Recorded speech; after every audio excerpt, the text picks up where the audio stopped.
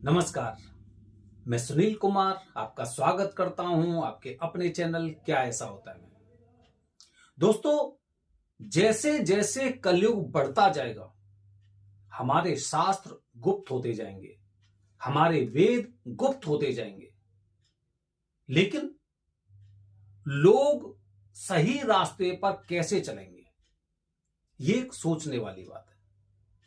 क्योंकि दोस्तों, आज मैं अपनी वीडियो के माध्यम से आपको बताने जा रहा हूं, जैसे जैसे कलयुग अपनी चरम सीमा पर पहुंचेगा, जैसे जैसे चरम सीमा पर पहुंचेगा, दो देवताओं की पूजा निश्चित रूप से हो जाएगी, बढ़ती जाएगी, कमी नहीं आएगी। वो दो देवता कौन से, दो भगवान कौन से हैं कि चरम सीमा पर कलयुग के पहुंचने पर इनके बारे में जो बताई गई हैं, जो शास्त्रों में चीजें बताई गई हैं, इतना फेमस हो जाएंगे कि हर घर में से हर एक इंसान यहां पर जाकर पूजा करेगा, दर्शन करेगा। वो दो देवता कौन से हैं, दो भगवान कौन से हैं? पहले दोस्तों, महाकालेश्वर जो कि उज्जैन में मौजूद है। उज्जैन मतलब मध्य प्रदेश, मध्य प्रदेश का जो एक जिला है उज्जैन, वहां पर महाकाल। वैसे भी शास्त्रों में जिक्र कहा गया है, आकाशे तारकलिंगम पाताले हाटकेश्वरम मृत्युलोके महाकालम, मृत्युलोके महाकालम या भूलोके महाकालम त्रियम लिंगम नमस्तुते।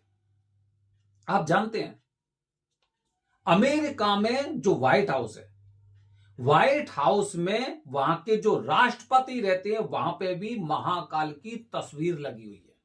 सोचिए, हम जगह जगह भटक रहे हैं और हमारे देश के बाहर के लोग हमारी संस्कृति को अपना रहे हैं, शास्त्रों के वचन को सत्य साबित कर रहे हैं और लोग दर्शन करने आते हैं। यहां पे भगवान महाकाल के सामने मत्था टेकने आते हैं, क्योंकि मृत्यु लोक में महाकाल की पूजा बताई गई है। आप खुद सोचिए, कलयुग जब से शुरू है, मैं अगर आज से 25 साल पहले की बात करूं या 40 साल पहले की बात करूं, उज्जैन में क्या था? हर इंसान गर्भगृह में प्रवेश कर सकता था, गर्भगृह में बाबा को स्पर्श कर सकते थे, दर्शन कर सकते थे। खुद इतना बड़ा विशाल मंदिर नहीं था। जैसे जैसे कलयुग बढ़ता जा रहा है, जैसे जैसे बढ़ता जा रहा है, वैसे वैसे आपने देखा होगा या फिर आपने टीवी पे या न्यूज चैनल के माध्यम से देखा होगा, कितना बड़ा कॉरिडोर बना है। जानते हैं कि यहां पर भीड़ बढ़ेगी, यहां पर लोग आएंगे और परिवार में से केवल एक इंसान नहीं, बल्कि परिवार का हर सदस्य यहां पर अपने जीवन में एक बार दर्शन करने के लिए अवश्य जाएगा। यह शास्त्रों का कथन है। मैं भारत देश की बात नहीं कर रहा हूं, भारत के बाहर भी लोग यहां पे आते हैं, दर्शन करते हैं, और जब दर्शन करते हैं तो 10 लोगों को बताते हो, वो भी दर्शन करने यहां पर आते हैं, क्योंकि यहां पर वो एक भगवान शिव की एक ऐसी शक्ति है, अदृश्य शक्ति बोल सकते हैं, कि लोगों की भावना को पहले से भांप लेते हैं और उनको मनोवांछित फल प्रदान करते हैं। हर इंसान अपने जीवन काल में एक बार यहां पे दर्शन करने जाएगा, और अगर नहीं गया तो वो इसी चक्र में घूमता रहेगा जब तक कि वो दर्शन नहीं कर लेगा। तो कलयुग में जिस तरह से चरम सीमा की ओर जागृत हो, मतलब बढ़ेगा, चरम सीमा की तरफ कलयुग जाएगा, वैसे वैसे महाकाल में भीड़ होती जाएगी। अभी देखिए, अब भी ना इतनी भीड़ है कि सावन का महीना निकल गया, अधिक मास निकल गया, लेकिन गर्भगृह में प्रवेश सभी का वर्जित कर दिया है। समझ सकते हैं आप कितनी भीड़ है। हालांकि आने वाले समय में महाशिवरात्रि भी आने वाली है, लेकिन आप ये मानिए कि करीब 6 महीने से ज्यादा का समय हो गया, एक इंसान गर्भगृह में प्रवेश नहीं कर पाया। मैं मंदिर के पुजारियों की बात नहीं कर रहा हूं। तो जैसे जैसे कलयुग अपनी चरम सीमा पर पहुंचेगा वैसे वैसे महाकाल की पूजा और बढ़ेगी। हर इंसान करेगा, चाहे अपने धर्म का हो या ना हो, एक बार यहां के दर्शन अवश्य करेगा। ठीक है, पहले तो ये भगवान है। दूसरे भगवान दोस्तों, आपने नाम सुना होगा हारे का सहारा खाटू श्याम हमारा। आपको तो यही नहीं पता होगा खाटू श्याम है कौन है। चलो थोड़ा सा बता देता हूं आपको। खाटू श्याम, आपने पांडवों के नाम सुने होंगे। उनमें से एक पांडव का नाम था भीम। भीम के जो पुत्र थे, भीम के पुत्र का नाम घटोत्कच था और घटोत्कच के पुत्र का नाम बर्बरीक था। बर्बरीक के अंदर इतनी शक्ति थी, इतनी पावर थी कि वो हमेशा जो कमजोर पक्ष होता था ना, उसका पक्ष रखते थे। कमजोर पक्ष का, हारे हुए इंसान का पक्ष रखते थे, उसकी तरफ से खुद खड़े होते थे। जब भगवान श्री कृष्ण को पता चला कि कौरवों की हार निश्चित है, हारने वाले हैं, कमजोर पड़ रहे हैं पांडवों से, तो बर्बरी वहां पर कौरवों का साथ देने के लिए पहुंचे थे। बहुत लंबी कहानी है, लेकिन अंत में ऐसा हुआ कि भगवान श्री कृष्ण ने पांडवों को जीत दिलाई, क्योंकि धर्म की, सत्य की विजय होनी निश्चित है, अन्यथा शास्त्र झूठे होंगे। तो भगवान श्री कृष्ण ने ऐसा वरदान दिया था, या फिर यह मान सकते हैं कि मतलब एक इच्छा मांगी थी कि मैं आपसे कुछ मांगना चाह रहा हूं। तो पहले तो यह है कि उन्होंने क्या मांगा कि मुझे आपका मस्तक चाहिए, क्योंकि मस्तक रहेगा तो फिर पांडवों का विनाश श्योर है। तो मस्तक मांगा, तो उन्होंने कहा मैं तो ये महाभारत का सबसे बड़ा युद्ध अभी तक का होने वाला और आगे भविष्य में भी नहीं होगा, इसे मैं खुद देखना चाहता हूं।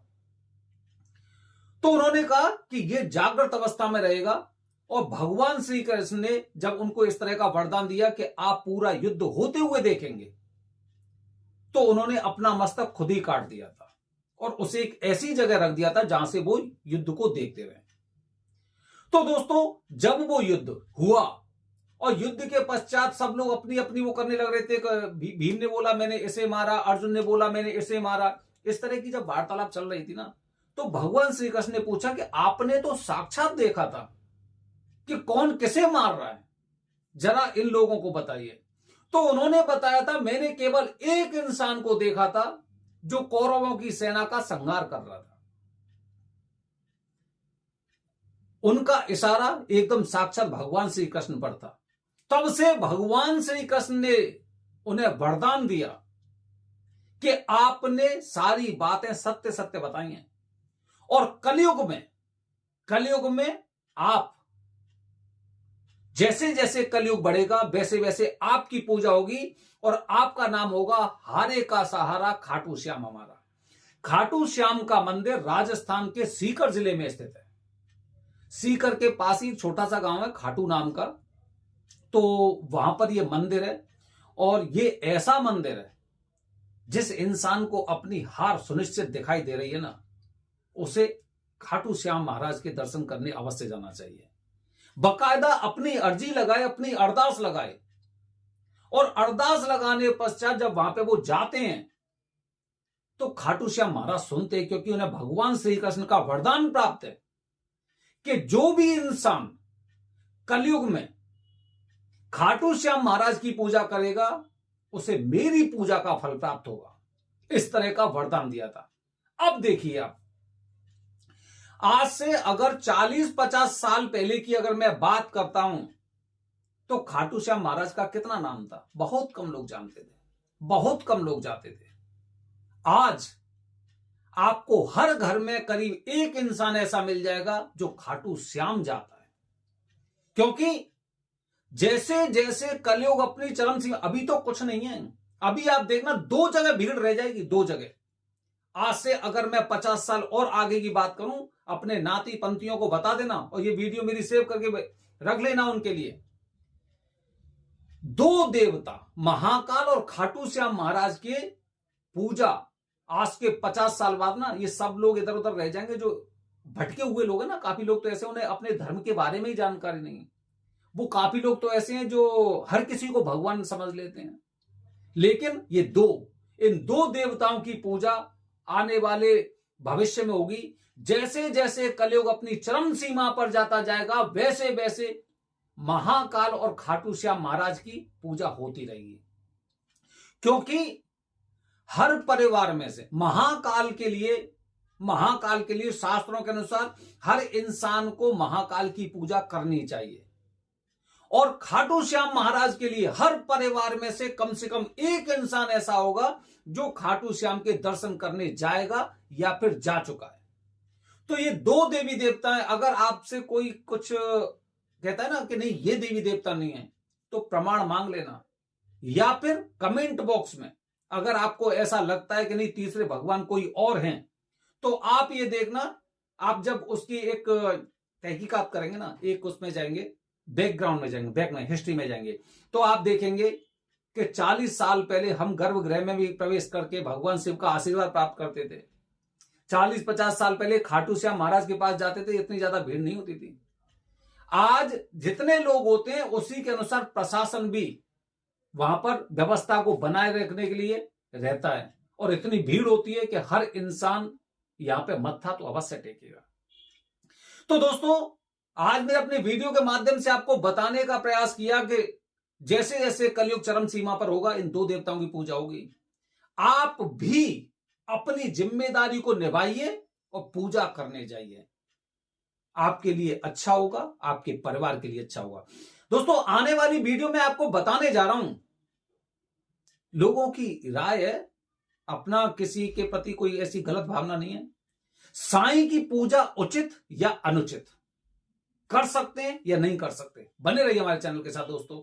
हर हर महादेव, हरिओम।